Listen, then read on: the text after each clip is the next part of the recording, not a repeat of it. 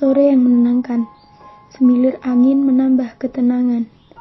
Daun-daun menari pelan dengan indahnya. Reina sedang duduk di salah satu meja rooftop cafe. Seorang perempuan berjalan menghampirinya membawa 2 gelas ice coffee di kedua tangannya. Reina menoleh karena perempuan itu menyodorkan segelas ice coffee padanya. Didengarlah suara lagu sukupnya Hindi berbunyi.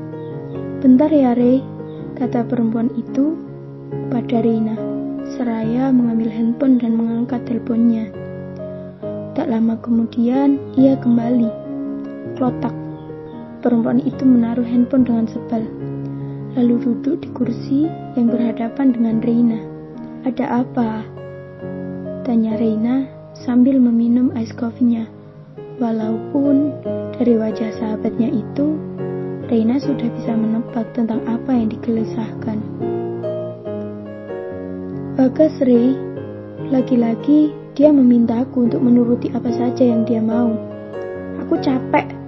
Terkadang sikapnya yang begitu kekanak-kanakan itu membuatku muak." Raisa, nama perempuan itu. "Kan aku sudah bilang, kamu harus punya pendirian dan prinsip." Menghentikan omongannya, meminum lagi ice coffee yang ada di depannya. "Ikuti saja saranku untuk putus dengan Bagas, atau hidupmu akan terus seperti ini." "Tapi Rey, aku sayang dan cinta sama dia. Meskipun dia sering membuatku kesal, dia beda. Dia selalu perhatian. Dia sangat mengerti kedua orang tuaku." Raisa mencoba membantah ucapan Reina. "Terus, kalau kalian nanti menikah, apakah kamu akan dinafkahi sayang dan cinta? Masih banyak laki-laki yang lebih baik dari dia, Ra, yang juga akan lebih mengerti kamu. Ikuti kata hatimu. Coba tanya hatimu, setuju tidak dengan apa yang kamu bilang? Ra, sekali lagi, kamu harus punya pendirian. Masa depanmu masih panjang, Ra." Bentak Reina kesal. Ia sudah capek dan hampir putus asa mengingatkan Raisa. Sudah kesekian kali Raisa mengadu perihal Bagas. Sudah kesekian kali pula Reina memberi saran. Dan pernah suatu hari Reina mengatakan siapa Bagas sebenarnya, tentang perilakunya, kebiasaannya, dan pergaulannya. Reina tahu sekali Bagas karena dia memang sepupu Bagas. Tapi respon Raisa berbalik dari apa yang diharapkan Reina.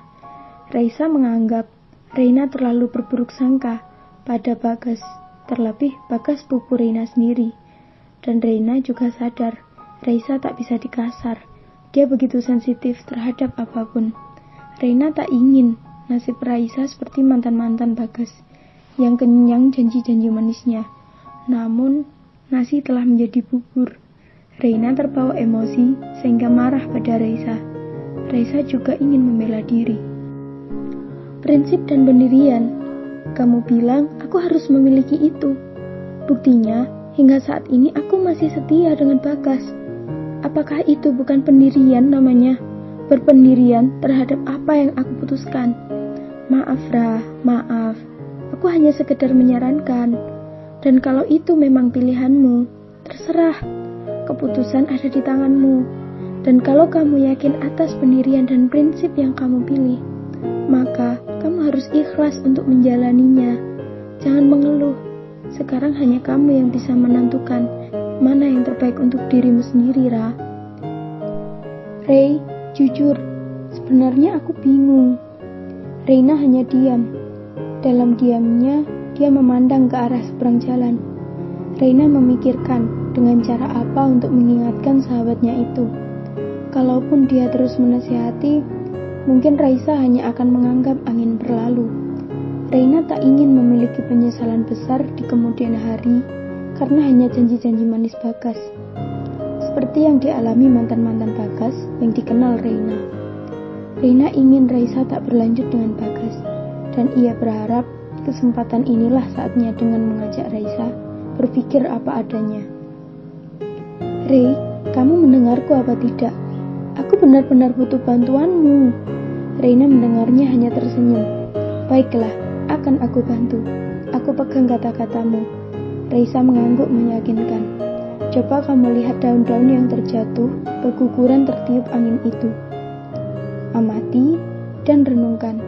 Reina menunjuk daun-daun yang jatuh di seberang jalan. Maksudmu apa? Raisa masih bingung. Sudah, coba saja lihat itu. Jangan bicara sebelum kamu menemukan sesuatu. Raisa mencoba mengikuti apa yang dikatakan oleh Reina. Daun-daun berlari ke sana kemari, dibawa oleh semilir angin. Daun itu berhenti ketika angin berhenti semilir. Dari arah ujung jalan, sebuah mobil melaju dengan kecepatan tinggi, menyapu daun-daun yang berguguran hingga akhirnya jatuh ke dalam genangan air sisa hujan kemarin. Daun itu tak lagi bisa mengikuti laju angin. Raisa melihat daun-daun itu juga jatuh ke dalam got atau tengah jalan. Sebagian lagi masih bisa mengikuti laju angin, namun juga mengalami nasib yang sama, jatuh, dan akhirnya daun itu hanya bisa pasrah. Raisa membayangkan daun itu adalah dirinya, dan angin adalah Bagas. Raisa hanya mengikuti laju angin, dia bergerak dan berhenti bergantung pada angin. Raisa menitikkan air mata, dia tak lagi ingin menjadi daun. Rey, ucap Raisa sembari meletakkan es kopinya di atas meja. Apa? Kini aku baru paham, kenapa kamu menyuruhku melihat daun-daun yang jatuh berguguran. Aku merasa seperti daun-daun itu, Rey, yang mau dibawa kemana saja oleh angin, dan mungkin akhirnya aku akan jatuh di mana tidak ada angin yang akan datang lagi, karena berada di tempat yang tak ingin dijangkaunya. Syukurlah, Ra, akhirnya kamu bisa berpikir. Maksudmu? Tadi aku hanya menunjukkan daun-daun yang jatuh berguguran, tapi ternyata kamu bisa mengartikan lebih jauh. Jadi, menurutku, masalah Bagas kamu bisa menyelesaikannya dan tahu mana yang terbaik untukmu. Raisa dan Reina kembali kalut dalam pikiran mereka masing-masing dan memikirkan pelajaran apa lagi yang dapat mereka peroleh. Ditemani semilir angin dan indahnya sore yang mulai senja. Kamu memang sahabatku yang terbaik, Rey, kata Raisa. Raisa merasa daun-daun yang jatuh berguguran itu seperti masalahnya yang juga mulai berguguran. Seolah-olah keputusan meninggalkan Bagas sebenarnya urusan yang mudah. Rey, kamu mendengarku kan? Kata Raisa, karena Reina dari tadi hanya diam. Tentu, aku berharap kamu akan mengajakku nonton dan makan malam, kata Reina sambil tertawa. Ah, kamu Rey, dari dulu gak pernah berubah kebiasaan itu. Reina pun tersenyum, dan dibalas senyuman pula oleh Raisa, senyuman persahabatan. Sedang dalam hati Reina berharap daun yang jatuh itu sebagai titik awal agar sahabatnya itu tersenyum kembali, melupakan Bagas dan meraih masa depan yang lebih baik. Dan semoga ada lelaki yang lebih serius kepada Raisa dan segera melamarnya, tidak seperti Bagas yang selalu memberikan janji-janji manis. Reina tersenyum sendiri memikirkan soal pasangan Raisa, padahal Reina sendiri belum mempunyai pasangan. Oke lah, ayo kita berangkat nonton. Mereka berdua berjalan menuju tempat parkir. Saat mereka berjalan, semilir angin menerpa wajah mereka, dan sebuah daun jatuh mengenai bahu Raisa. Di tengah akan menaiki motor, terdengar notifikasi pesan dari handphone Raisa. Cukup sekali geser, tertera di layar beranda tertulis pesan dari Bagas. Ra, maafkan aku yang selama ini terlalu kekanak-kanakan. Nanti malam, jangan kemana-mana ya. Aku akan memenuhi janjiku untuk datang ke rumahmu dan aku akan melamarmu. Raisa bingung, apakah dia tetap akan pada keputusannya untuk putus atau menerima lamaran Bagas.